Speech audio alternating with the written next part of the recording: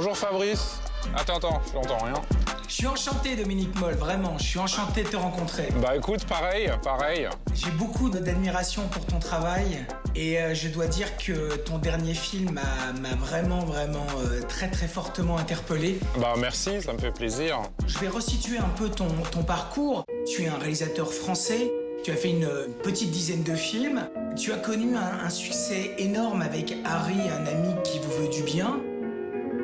Quand tu fais Harry, un ami qui vous veut du bien, tu crées un thriller familial glaçant, presque Hitchcockien, et beaucoup t'imaginaient tracer un chemin dans ce genre, chose que tu as démenti à chaque fois, faisant des incursions dans des films très différents, Lemming, le fantastique, le moine, le thriller gothique. Tu es revenu sur le devant de la scène avec ce très beau film Seules les bêtes, et aujourd'hui tu reviens avec un thriller existentiel qui questionne le mal, qui s'appelle La Nuit du 12.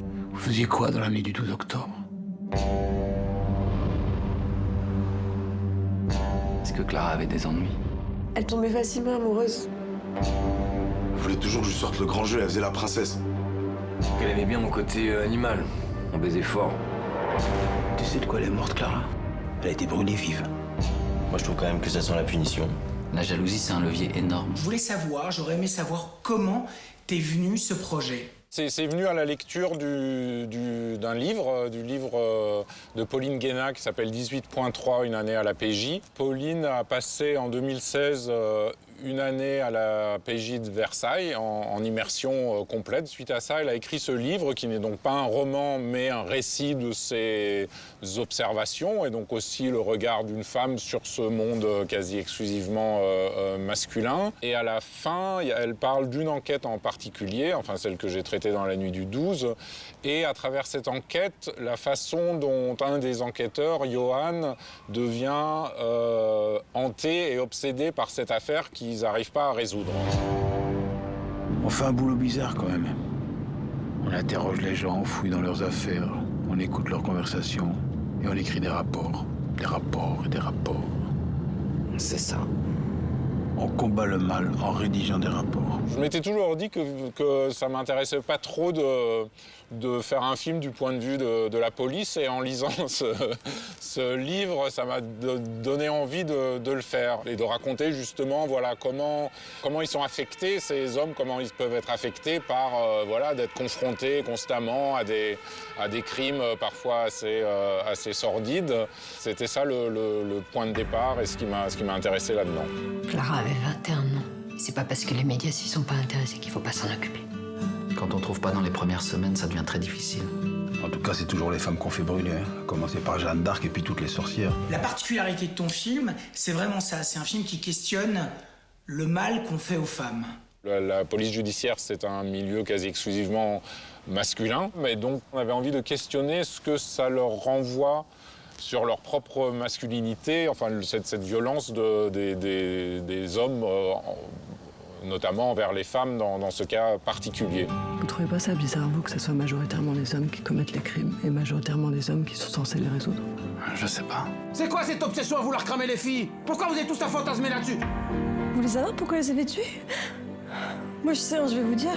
Le parcours de Johan est vraiment très signifiant.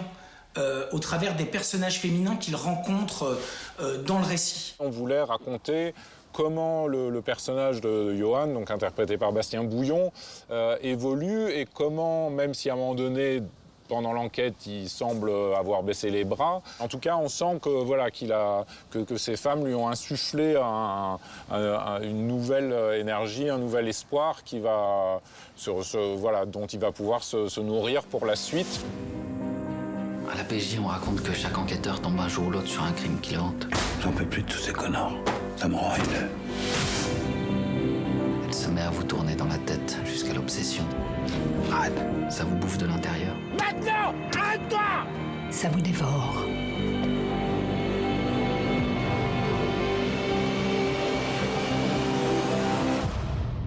C'est quelque chose qui cloche entre les hommes et les femmes.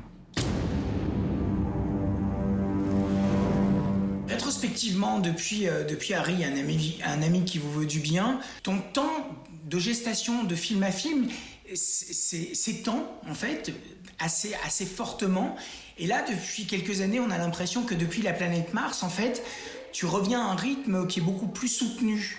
Est-ce que ça veut dire que tu penses tourner plus? C'est vrai qu'entre Harry, Lemming, le moine, à chaque fois il y avait 5 ans et je pense que c'est un peu n'importe quoi. Enfin, c'est beaucoup trop long. Voilà, dans le fait aussi de tourner plus vite, de pas se dire chaque cadre, chaque mouvement de caméra doit être hyper précis, etc. Enfin, que c'est pas ça qui compte. Enfin, que ce qui compte, c'est déjà l'incarnation par les comédiens et puis une envie d'histoire. Et donc, enfin, pour répondre à ta question, oui, j'ai envie de continuer à ce rythme plus soutenu.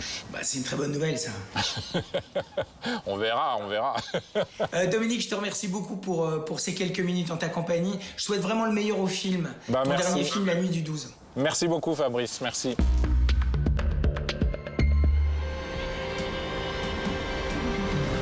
Cruel, bancal, heureux ou étoilé, cette semaine dans les salles, chacun cherche son destin.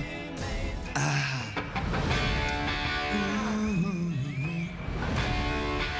an alligator. Vous avez chanté tout l'été? Eh bien, let's dance maintenant et offrez-vous une Space Odyssey aux confins de la galaxie Bowie. And how about the shoes? Are those men's shoes or women's shoes or bisexual shoes? They're shoes, silly. My name is Alethea. My story is true. I am a solitary creature by nature. I have no children, no siblings, no parents. I did once have a husband. If there is fate, who can say? But in the Grand Bazaar of Istanbul, I chose a memento. 3000 ans à l'attendre, 1001 nuits à rêver. Et vous, que feriez-vous si par hasard un djinn farfelu vous accordait 3 vœux? So, what would you wish for? What is your heart's desire?